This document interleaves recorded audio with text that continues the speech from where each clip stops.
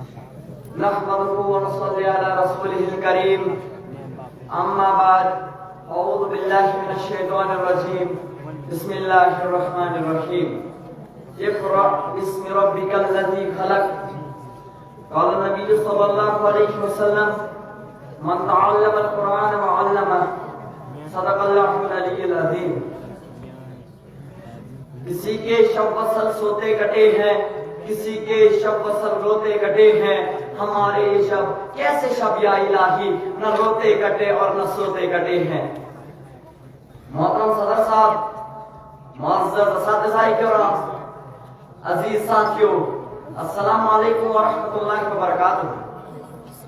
دوستو ذرا سوچئے، جب اللہ تعالیٰ نے اپنے آخری نبی حضرت محمد مصطفیٰ صلی اللہ علیہ وآلہ وسلم پر سب سے پہلا پیغام بھیجا، حکم دیا، قرآن میں آیا اقرأ باسم ربک الذی خلق، کہ پڑھو اس رب کے نام سے جس نے تمہیں پیدا کیا، یعنی اسلام کا آغاز ہی تعلیم سے ہوا، اور یہ اعلان تھا کہ علم وہ چراغ ہے جو انسان کے دل اور انسان کے دماغ کو روشن کر لیتا ہے۔ مگر آج ہم ایک بڑی کمزوری کے شکار ہیں، ہم نے اس علم کو دو حصوں میں تقسیم کر لیا، دین اور دنیا۔ کوئی کہتا ہے صرف دنیا حاصل کرو، دین کی فکر نہ کی جائے، کوئی کہتا ہے صرف دین حاصل کرو، دنیا کی فکر نہ کی جائے۔ معاملہ یہ ہے کہ یہ دونوں ایک دوسرے کے بغیر ادھورے ہیں۔ دینی علم ہمیں بتاتا ہے ہم کہاں سے آئے، ہم کیوں آئے، ہم کس لیے آئے، یہ ہمیں سچائی، عدل، انصاف، خدمت اور ایمان سکھاتا ہے۔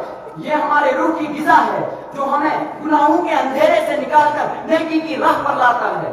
دنیاوی علم ہمیں بتاتا ہے کہ زمین پہ بہتر سے بہتر زندگی کیسے گزاری جائے۔ یہ سائنس، ٹیکنالوجی، طب، معیشت، انجینئرنگ اور دنیا کے دوسرے شعبوں میں ہمیں کامیاب بناتا ہے۔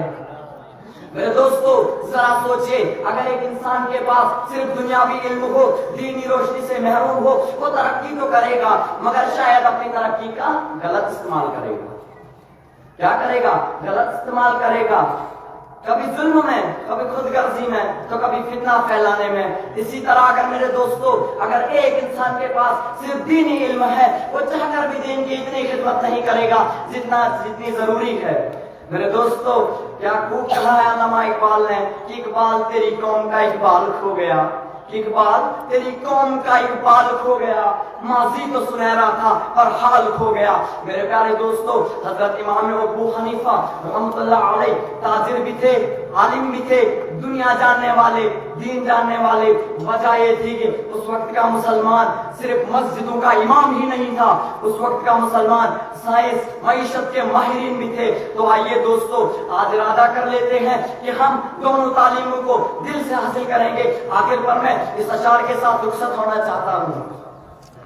کبھی عرش پر، کبھی فرش پر، کبھی ان کے در، کبھی در بدر، غم عاشقی تیرا شکریہ میں کہاں کہاں سے گزر گیا، کبھی راستوں میں تنہا، کبھی روبرو صحرا، مجلو کا ہم سفر ہوں، میرا کوئی گھر نہیں ہے۔ وآخر الدعوانا ان الحمدللہ رب العالمین۔